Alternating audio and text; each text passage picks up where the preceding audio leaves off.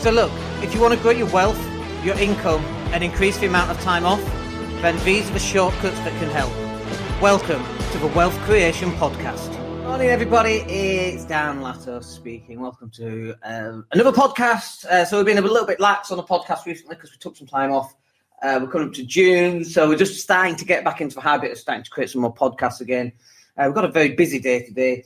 We've got podcast and then content coordinators coming to the villa. We're going to run through everybody's stuff, make sure our clients are up to date with the social media. We've got some new software that we need to learn how to use for video editing. So we need to get our video editing team to start implementing some of that as well. We've got swimming. I'm off to see the 4-year-old swim, which is really cool. We've got the gym session. We're losing weight again, lost an inch off the tummy. It's really cool. So it's all very busy at the moment. But in today's podcast, I wanted to talk to you about Fat Thor. Okay. Now, by the way, I don't know if you've noticed, but I have difficulties with my Fs and my THs. Fat Thor is basically the same letter at the start of each word. So I don't know if you noticed that. I'm sure you have. But I can't say my THs. I say Fat Thor. I know it's Fat Thor, but anyway. So Fat Thor. So the Fat Thor metaphor in Avengers. I saw this film and I was really looking forward to it. As you can tell by the shield, I love my Avengers stuff. I love sci-fi. I love escapism. I love all that kind of thing. And it's all those sort of kind of films, Star Trek included. It's all about like striving for something better. Do you know what I mean? That's why I love those films. But obviously, we saw Thor, and Thor put on quite a lot of weight, and so it was Fat Thor. And I know some people going, oh, it's fat shaming and body shaming. Look, I don't give a shit if it's fat shaming or body shaming. If you're fat and overweight, lose some goddamn weight. I'm fat and overweight. I need to lose some goddamn weight. It's as simple as that, right? You know, let's just, like, if that upsets you, that's okay. Be upset. Learn from it. Move on. You know, being overweight, it's not healthy and that kind of thing, right? So we've dealt with that kind of ethics. I don't give a shit, basically. So, but the Fat Thor metaphor, this is why it was really important for me.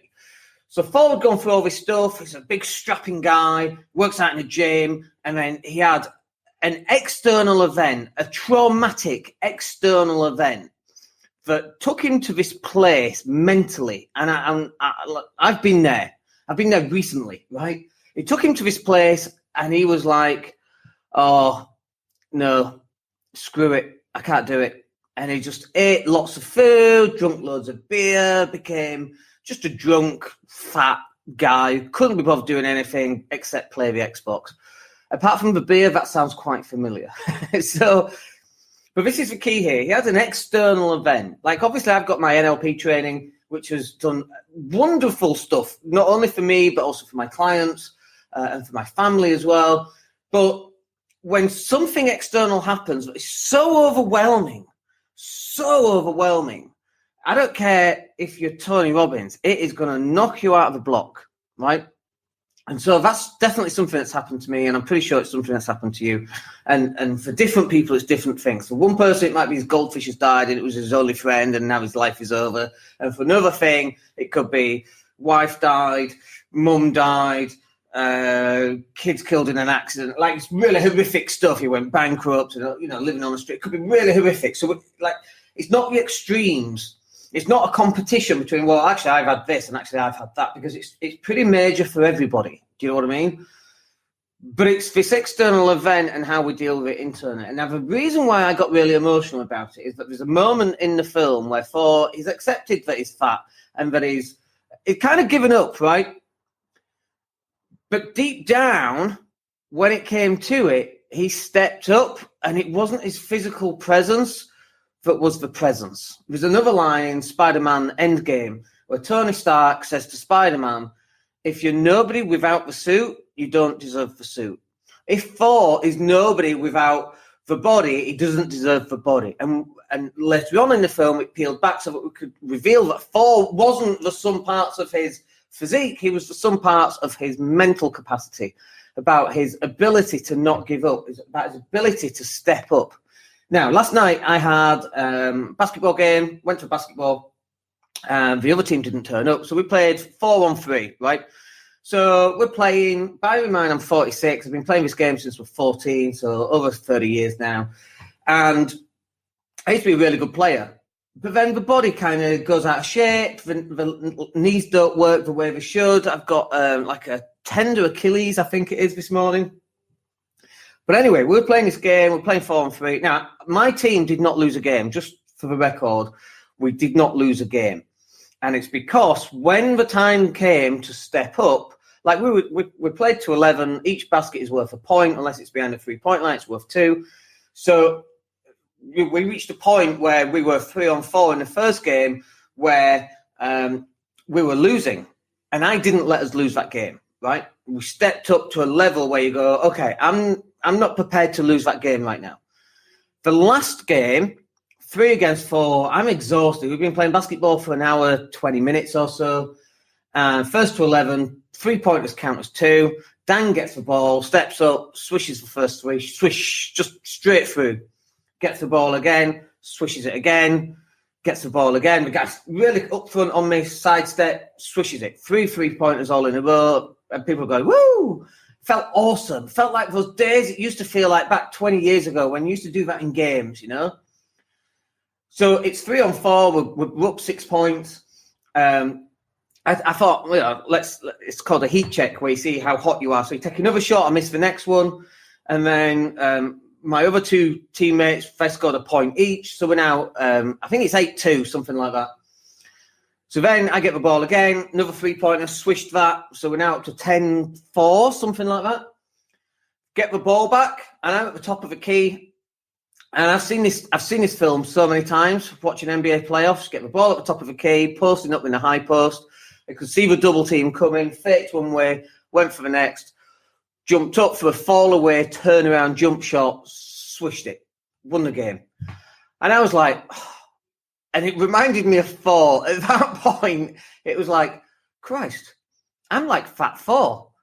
It's not the body, it's the ability to focus, the ability to not give up, the ability to strive to get the result that you 100% want, that you 100% needed.